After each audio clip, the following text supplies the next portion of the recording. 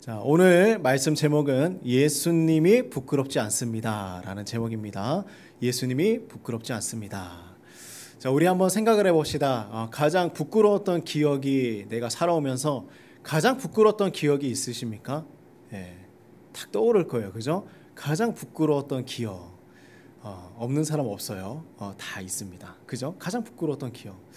자, 그런데 시인 윤동주, 우리 다 알고 있죠? 윤동주 시인을 다 알고 있는데, 이 윤동주 시인의 그 일제강점기 때의 일화를 담은 영화가 있습니다. 동주라는 영화인데, 거기에 보면 이런 대사가 있어요. 부끄러움을 아는 것은 부끄러운 것이 아니네. 부끄러움을 모르는 것이 부끄러운 것이라네. 라는 내용이 있습니다. 우리는 부끄러운 것을 다 알고 있습니까? 내가 이렇게 해서 참 부끄럽다. 잘 알고 있습니까? 문득 아주 오래전에 내가 저지른 실수, 그죠? 그리고 지금이라면 절대로 하지 않았을 그러한 말을 당당하게 내가 해서 지금 문득 떠올라서 부끄러운 그 상황들, 그리고 경험들이 생각나서 어려움을 겪었던 적이 있을 수도 있습니다. 그런데 왜 이 부끄러운 경험을 생각할 때에 얼굴이 빨개지기도 하고 또 마음이 아프기도 하고 그런 것일까? 왜 그럴까? 우리가 손에 상처가 나면 아프잖아요. 그런데 이 부끄러움은 눈에 보이지는 않지만 마음의 통증을 남긴다고 합니다. 그래서 흔적이 남게 되는 것이죠. 그렇다면 우리가 성도로서, 예수님을 믿는 사람들로서 정말 부끄러워하며 살아가야 하는 것이 무엇일까? 우리는 생각을 해보아야 한다는 것입니다. 우리는 예수님을 부끄러워하지 않습니까? 어떠십니까? 예수님을 부끄러워하진 않아요? 아니면 예수님을 숨기며 살아가고 있지는 않습니까? 어떻습니까? 이 예배를 드리면서도 저는 그런 걸 많이 느낍니다. 예배를 드리면서도 막 부끄러운 거예요. 성경 읽는 것도 이렇게 소리내서 읽자고 하면 좀 부끄러워할 수도 있고요. 찬양할 때도 이렇게 사람이 많으면 또 괜찮을 수 있지만 적을 때는 내가 너무 잘 보이잖아요. 이렇게 또 찬양할 때는 부끄러워서 입을 열기도 부끄러워할 수도 있고, 뭐 또 손을 들고 찬양합시다 이러면 또 손을 아무도 안 하는데 나 혼자 손 들어? 이렇게 하면서 부끄러워할 수도 있죠. 그런 부끄러움을 얘기하는 게 아니에요. 우리가 예수님을 부끄러워하는 것, 그게 정말 무엇일까? 때로는 우리가 밖에서 성경책 들고 다니는 것 부끄럽습니까? 안 부끄럽습니까? 다 성경책 들고 다니면서 교회 다닙니다 라고 얘기 자신 있게 할 수 있습니까? 요즘에는 많이 숨기고들 다니고 있습니다. 하도 많은 이제 사람들이 또 교회 다니는 사람인가? 이렇게 생각할 수도 있겠죠. 그런데 오늘 말씀의 이 부끄러움, 우리가 진정으로 부끄러워해야 하는 것이 무엇일까? 한번 살펴봅시다. 자, 오늘 말씀에 보면요, 이 말씀의 배경은요, 가이사랴 빌립보라는 지역에서 일어나는 사건입니다. 가이사랴 빌립보. 그런데 우리가 이 빌립보 교회가 있는 그 지역하고는 전혀 다른 곳이에요. 지도를 보면요, 이런 곳에 있습니다. 가이사랴 빌립보라는 지방이 있어요. 예수님을 죽이려고 했던 헤롯 대왕이 있었죠. 헤롯 대왕이 죽고 난 이후에 그 자녀들이 땅들을 나누어서 통치하기 시작을 했습니다. 그런데 이들을 분봉왕이라는 이름으로 이야기를 하는데, 이 분봉왕은 무엇이냐면 로마 황제를 섬기는 왕을 이야기하는 거예요. 그러니까 왕인데 다른 나라의 왕을 섬기는 사람들을 분봉왕이라고 불렀습니다. 자, 그런데 이들 중에 빌립이라는 사람이 있었어요. 빌립이라는 왕이 있었는데 이 빌립이 가이사랴, 카이살이죠. 카이살 그 로마의 황제를 위해서 기념하여 만든 도시가 바로 가이사랴 빌립보라는 도시입니다. 자, 그런데 이곳은 정말 이방인들이 살아가고 있는 지역이었지만 이곳에 가장 특이한 점이 하나가 우상들이 엄청나게 많이 있었다. 우상 숭배하는 그러한 도시가 바로 이 가이사랴 빌립보였습니다. 사진을 우리 지도를 보면요, 이 지도에 아주 멋진 신전이 있죠. 그런데 그 뒤는 절벽 이렇게 돌이 되어 있는 그 신전이에요. 이곳에서 판이라는 신을 섬기는 곳이었습니다. 그런데 현재의 사진을 한번 볼까요? 현재의 사진을 보면 다 무너져서 돌만 남아 있는 거예요. 이게 바로 그 곳입니다. 원래는 신전이 만들어져 있던 곳이었죠. 결국에는 이렇게 돌만 남아 있는 곳이 되었습니다.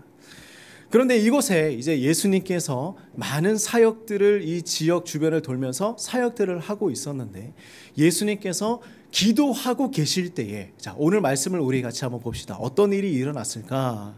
자, 18절 말씀인데요. 같이 한번 읽어봅시다. 네, 우리 큰 목소리로 읽어봅시다. 자, 시작. 예수께서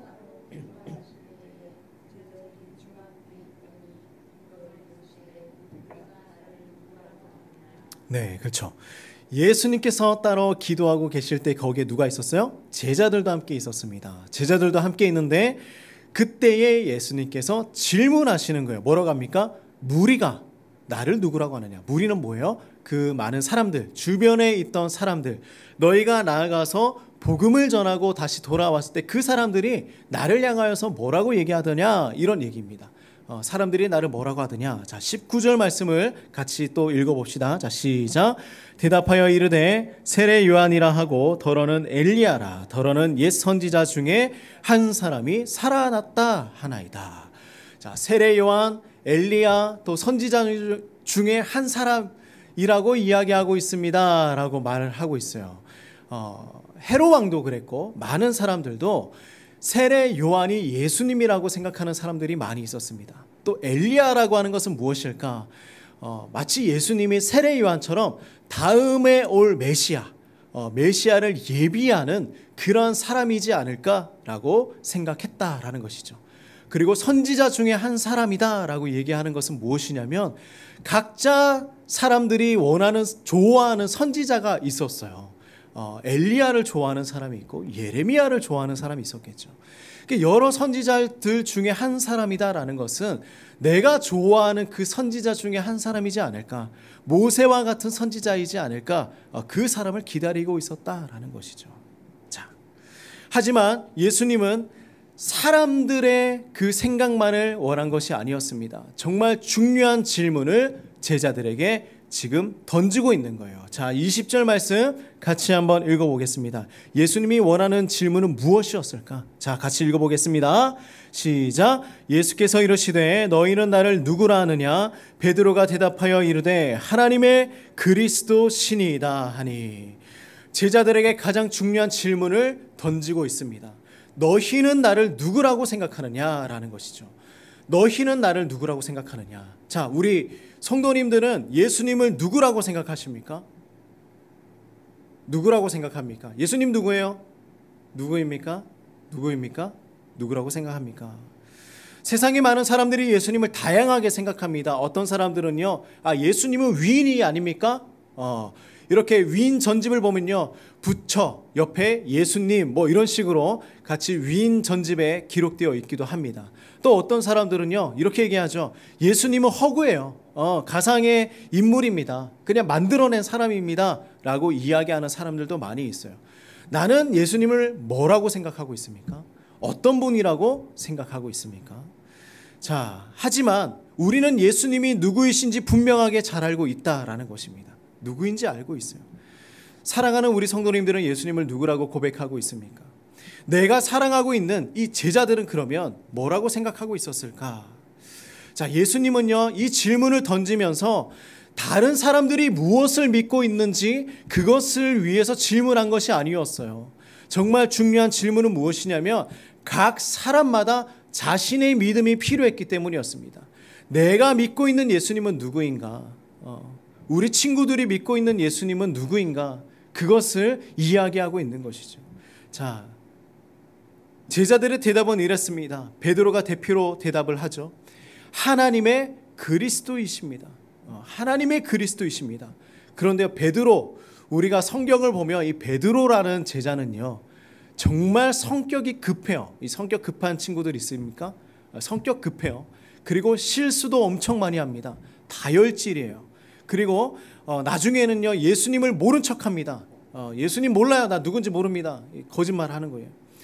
예수님께서 십자가에 못 박히시고 부활하시고 승천하시는 그 시간까지 가서야, 그제서야 예수님이 누구인지 알았던 사람, 진정이유로 누가 예수님인지 알았던 사람, 그 사람이 바로 베드로였어요. 그런데 단 한 가지 알고 있었던 것이 무엇이었냐면, 그러한 베드로가 진정으로 알고 있었던 것은 무엇이었냐면 바로 오늘 말씀이에요. 하나님의 그리스도이십니다 라는 고백입니다. 하나님의 그리스도이십니다. 그리스도라는 것은 무엇입니까? 기름 부음 받은 사람이라는 것이죠. 하나님의 기름 부음 받은 사람. 우리가 계속해서 이 누가복음 말씀을 보고 있지만 예수님을 그리스도라고 말한 사람은 여러 명 있었어요.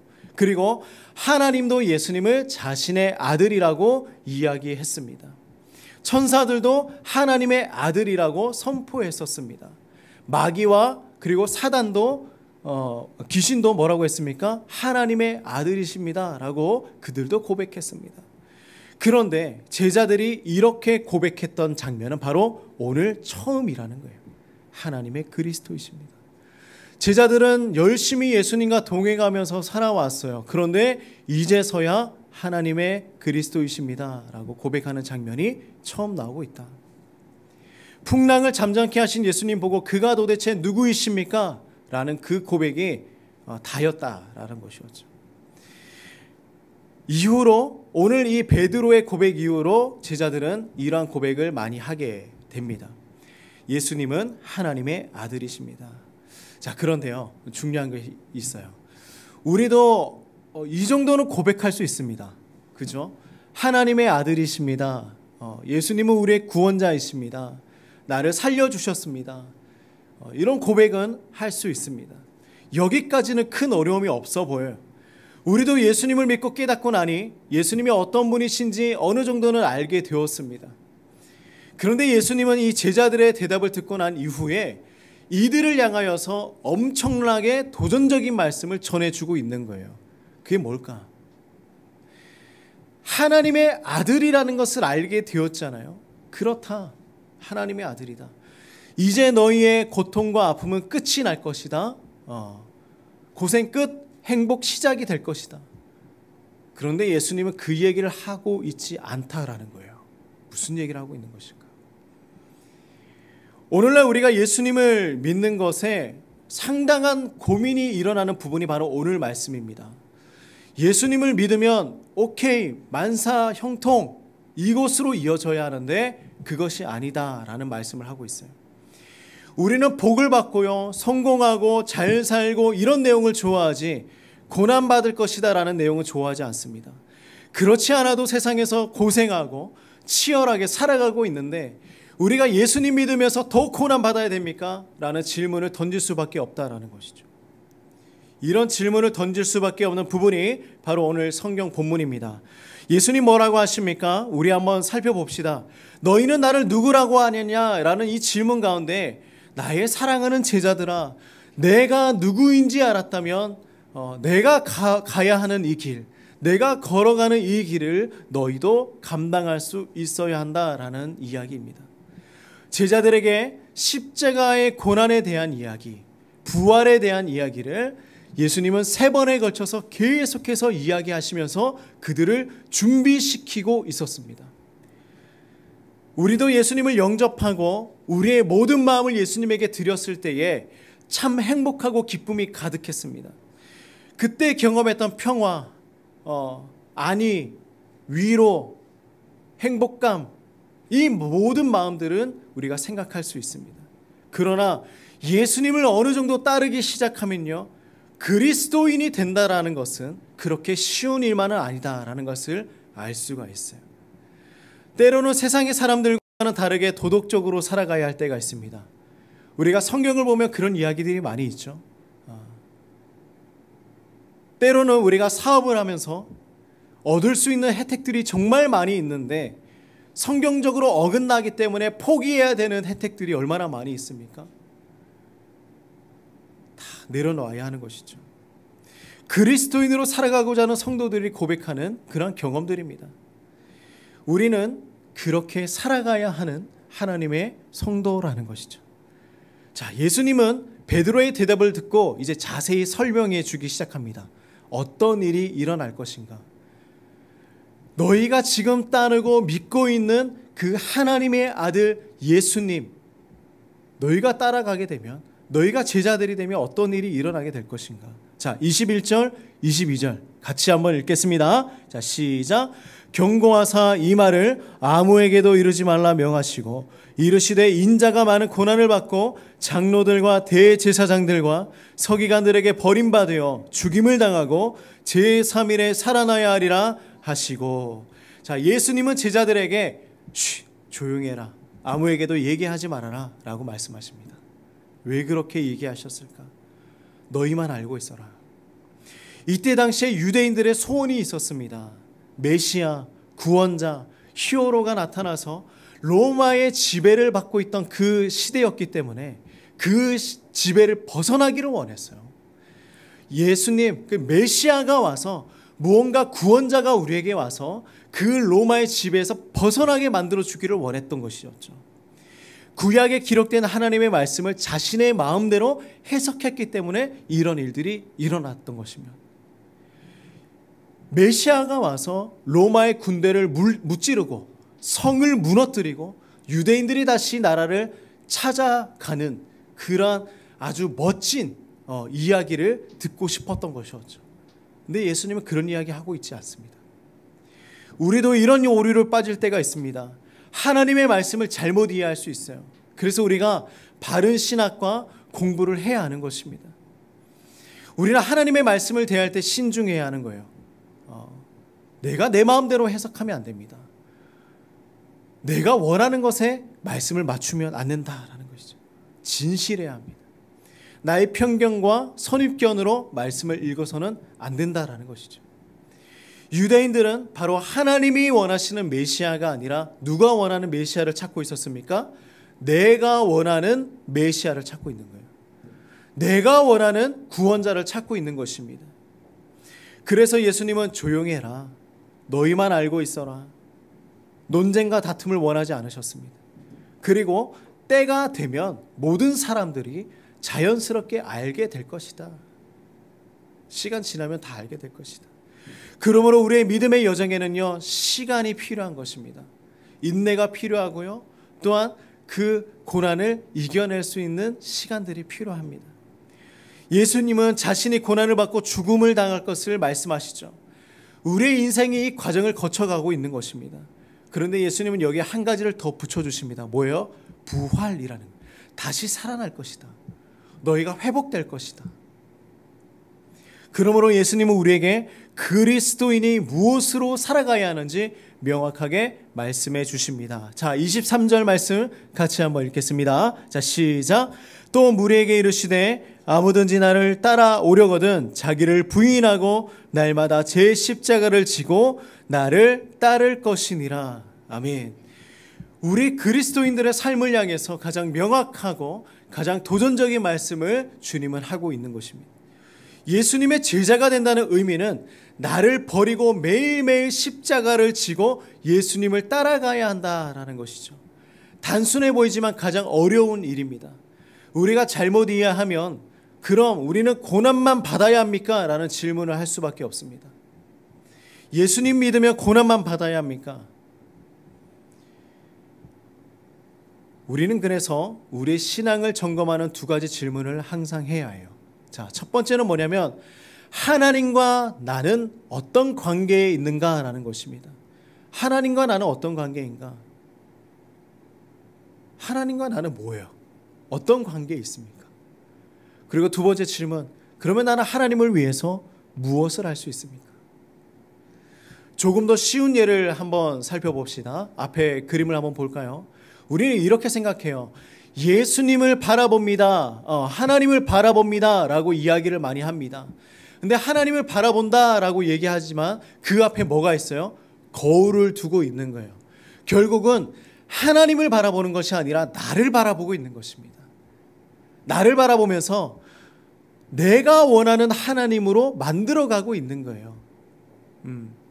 우리 사진 찍을 때 필터 많이 사용하죠. 조금 더 예뻐 보이기 위해서, 조금 더 멋져 보이기 위해서, 아니면 좀 더 재미있게 보이기 위해서 필터라는 것을 사용합니다.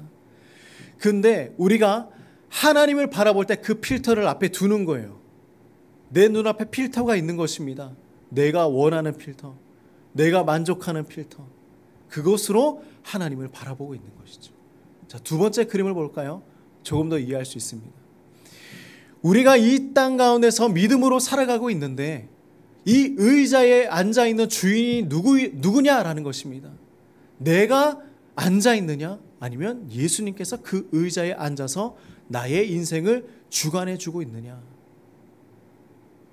내 인생의 주인이 누구이냐라는 것이죠. 우리가 이러한 것들을 생각하면서 살아가야 하는 것입니다. 자, 이러한 질문을 던졌을 때 우리 한번 생각해 봅시다. 나의 유익이 더 많이 생각이 납니까? 아니면 예수님이 더 많이 생각이 납니까? 어떠세요? 하나님과 나와의 관계 생각했을 때, 아니면 우리가 하나님만을 바라봅니다 라고 생각했을 때 나의 유익이 더 많이 생각이 납니까? 우리의 기도 제목들도 보십시오. 나의 유익이 더 많이 생각납니까?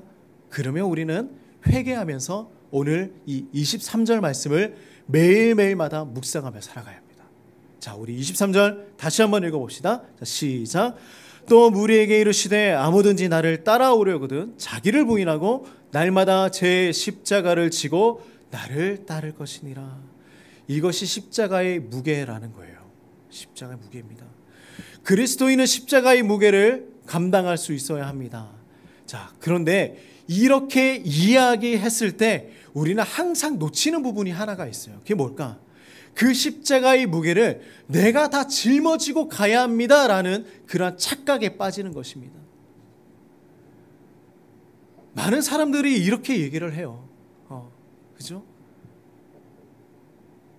우리가 이렇게 설교도 엄청 많이 하죠. 십자가를 져야 합니다. 십자가의 무게를 져야 합니다. 실제로 십자가의 무게를 이렇게 재어봤더니 몇 킬로일까요? 한 55kg 정도 된다고 합니다.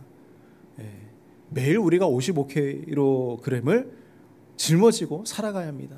그런 얘기 아니잖아요. 그죠? 십자가를 짊어지고 살아가십시오. 그 얘기 아니죠. 그러면 우리는 무엇을 하며 살아가야 할 것인가? 십자가는 이미 예수님께서 다 짊어지고 가셨습니다. 고통 이미 다 담당하셨습니다. 그죠? 그러면 우리는 무엇을 하면서 살아가야 하는 것인가? 주님의 말씀에 나의 삶을 일치시키면서 살아가기 위해 노력하며 매일매일 십자가를 짊어지며 걸어가야 한다는 것입니다. 무슨 얘기인지 이해되십니까? 우리가 십자가를 짊어지고 살아가야 한다는 것은 고통 가운데 빠져서 살아가라 이런 얘기가 아니에요. 고난 가운데 빠져서 살아가라 라는 것이 아닙니다. 예수님의 뜻과 우리의 삶을 일치시키는 것이 그만큼 어려운 고난의 순간이기 때문에 이야기하고 있는 거예요. 내 뜻을 하나님의 뜻에 맞추어 살아가는 것이 쉬운 일입니까? 아니라는 거예요. 그런데 그러한 고난을 우리가 담당하며 살아가야 한다는 것은요, 내 뜻을 하나님의 뜻에 맞추어서 살아가는 것, 그만한 힘이 있어야 한다, 그만한 노력이 있어야 한다, 그만한 고통이 있어야 한다라는 것이죠. 왜냐하면 십자가의 무게는요, 사랑의 무게와 같기 때문입니다. 이해되시나요? 십자가의 무게는요, 사랑의 무게예요. 내가 예수님을 얼마나 사랑하느냐에 달려 있습니다. 우리가 누군가를 사랑할 때에 내 모든 것 다 희생해요. 다 내려놓습니다. 나의 시간도 사랑하는 사람에게 맞추어 갑니다. 그렇지 않습니까? 사랑할 때 그런 거예요. 내 것 포기하고 나의 것을 주는 것입니다. 이게 사랑이죠. 나를 위해서 죽으신 예수님 생각하면요, 나의 이기적인 욕심 내려놓는 감당하지 못할 일일까요? 그렇습니까? 나의 시간을 주님께 드리는 일이 죽을 만큼 힘든 일입니까? 나의 돈을 주님을 위해서 사용하는 것이 죽을 만큼 아까운 것입니까? 이것은 십자가의 무게라고 표현하기에도 너무나 부끄러운 것입니다. 그죠? 이게 어떻게 십자가의 무게입니까? 내 시간 드리는 것, 나의 것을 드리는 것, 나의 물질을 하나님에게 드리는 것, 이게 어떻게 십자가의 무게라고 얘기할 수 있겠습니까? 그렇지 않습니까? 예수님을 따라간다는 것은요, 그 뒤에 서서 졸졸 걸어간다는 의미가 아닙니다. 우리 유명한 그림이 하나 있는데 같이 한번 볼까요? 발자국 그림이에요. 그죠? 네. 두 사람의 발자국이 있습니다. 한 사람의 발자국이 두 사람의 발자국이 있다가 한 사람의 발자국으로 변합니다. 하나는 예수님의 발자국이고 하나는 제자의 발자국이에요. 갑자기 사라진 발자국을 보면서 이 한 사람은 이야기합니다. 예수님 어디로 가셨습니까? 라고 얘기하죠. 왜 날 혼자 내버려 두셨습니까? 제가 주님 가장 필요로 할 때에 한 명의 발자국밖에 남지 않았습니다. 왜 나 혼자 쓸쓸히 걸어가게 만드셨습니까? 주님 나를 떠나셨습니까? 라고 질문을 하는 거예요. 예수님 그때 말씀하시죠. 나의 귀하고 소중한 아이야. 나는 너를 사랑했고 너를 결코 떠나지 않는단다. 너의 시련의 때에 같이 있었고 고통의 때에 같이 있었단다. 그 발자국은 너를 업고 걸어가고 있는 나의 발자국이란다. 동일하게 걸어간다는 것은 무엇이냐면 예수님의 발자국에 나의 발자국을요 그냥 얹혀놓고 걸어가는 것, 그것뿐입니다. 다른 것 없는 거예요. 그냥 예수님의 발자국에 내 발자국 그냥 얹혀놓는 것입니다. 그 발자국을 벗어나지 않게 말이죠. 나의 힘을 빼고 주님의 힘에 의지하며 살아가야 한다는 말씀입니다. 죽을 각오 다해서 주님 붙들며 살아가는 것입니다. 이게 십자가의 길이죠. 그러므로 예수님은요, 우리가 그리스도인으로서 어떤 마음으로 살아가야 하는지 한 번 더 말씀하십니다.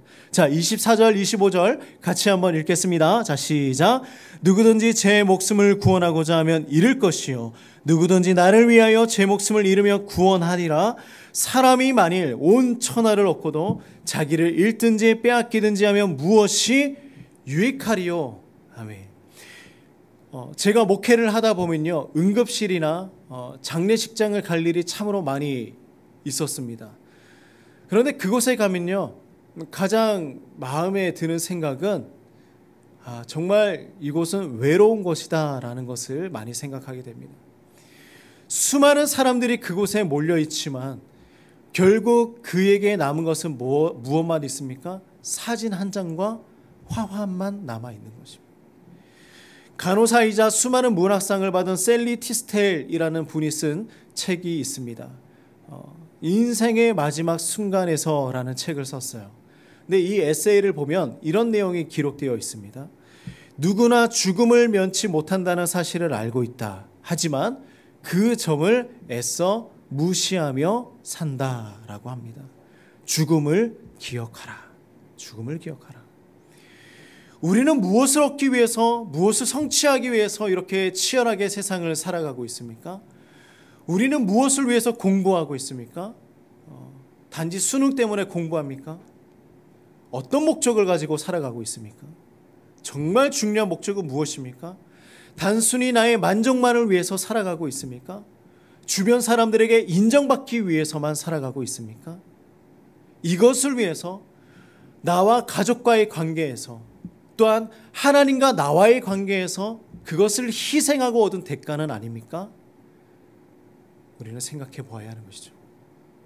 온 세상을 얻었지만 예수님께서 말씀하신 것처럼 나의 영혼을 잃어버리고 구원받을 수 있는 기회를 잃어버리게 된다면 그 모든 것들이 무슨 유익이 있겠습니까?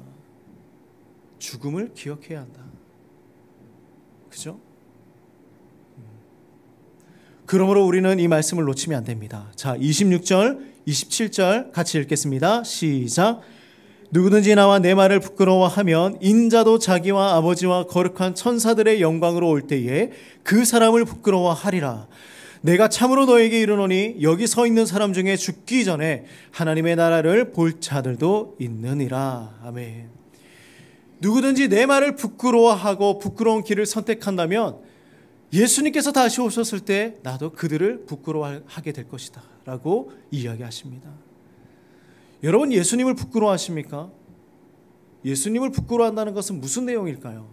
우리가 단지 길을 걸어가면서, 밖에 걸어가면서 성경책이 부끄러워서 성경책 들고 다니지 않고, 우리 주변 사람들에게 내가 교회 다닌다는 것을, 예수님을 믿는다는 것을 숨기며 살아가는 것, 단지 이것이 부끄럽다고 얘기하고 있는 것일까요? 예수님을 부끄럽게 한다는 것은요, 무엇이냐면 내가 예수님의 뜻대로 살아가지 않을 때 부끄러운 것입니다. 내가 하나님의 말씀과 어긋나게 살아갈 때에 부끄러운 것입니다. 예수님 말씀하시잖아요. 누구든지 내 말을 부끄러워하는 것, 주님의 뜻에 따라 살아가지 않는 것이 부끄러운 것입니다.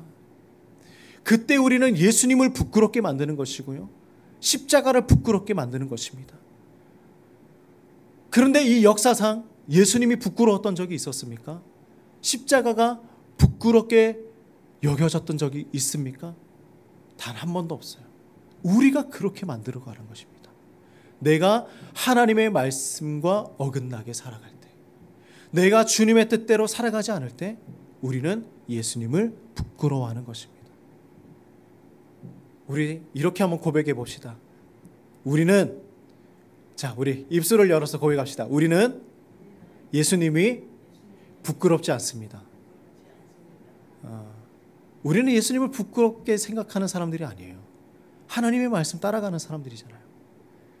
그러므로 우리가 오늘 이 23절 말씀을 다시 읽고 마음을 다잡길 원합니다. 예수님과 하나님 나라의 중심으로 살아가는 것, 예수님 붙들며 살아가는 것, 그렇게 살아갑시다. 자, 우리 23절 말씀을 같이 읽고 기도하며 나아가겠습니다. 같이 읽겠습니다. 또 물에게 이르시되 아무든지 나를 따라오려거든 자기를 부인하고 날마다 제 십자가를 지고 나를 따를 것이니라. 아멘. 자, 우리 같이 한번 기도하며 나가도록 하겠습니다. 네, 우리 같이 기도할 때에 이렇게 기도합시다. 하나님, 우리가 예수님을 부끄럽게 만들지 않길 원합니다. 십자가를 부끄럽게 만들지 않길 원합니다. 우리가 주님의 뜻에 따라 살아가면서 하나님, 우리의 뜻이 하나님의 뜻과 일치되는 그러한 삶을 살아갈 수 있도록 인도하여 주시옵소서. 예수님이 부끄럽지 않습니다. 예수님은 우리의 자랑입니다. 이렇게 살아갈 수 있도록 도와주시옵소서. 같이 기도하겠습니다. 기도합니다. 하나님 아버지, 참으로 감사합니다. 우리가 주님의 뜻에 맞춰서 살아가길 소망합니다. 이 땅 가운데서 살아가면서 예수님의 뜻에 맞추어서 살아가길 소망합니다. 예수님을 부끄럽게 만들지 않길 원합니다. 십자가를 부끄럽게 만들지 않길 원합니다. 주님 아버지, 나의 삶을 하나님 다시 한번 하나님 새롭게 만들어 주셔서 오직 주님의 말씀 붙들고 주님의 뜻에 맞추어 이 한 걸음 한 걸음 걸어갈 수 있도록 인도하여 주시옵소서.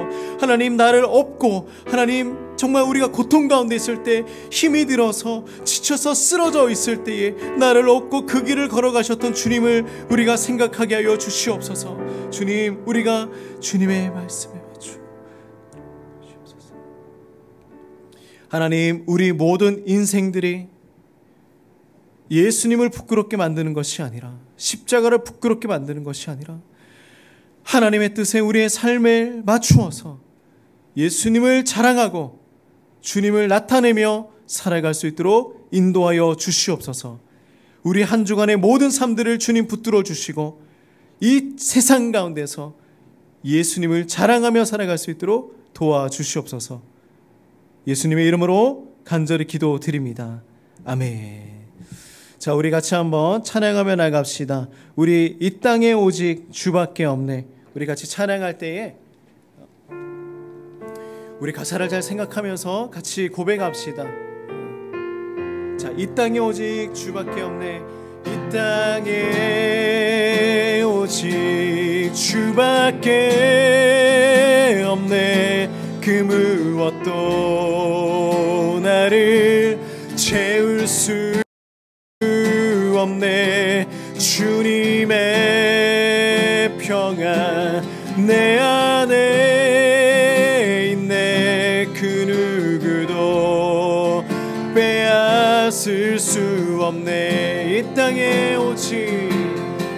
땅에 오직 주밖에 없네. 그 무엇도 나를 채울 수 없네. 주님의 평안 내 안에 있네. 그 누구도 빼앗을 수 없네. 이 땅에 오직 주밖에 없네. 그 무엇도 나를 채울 수 없네. 주님의 평안 내 안에 있네. 그 누구도 빼앗을 수 없네.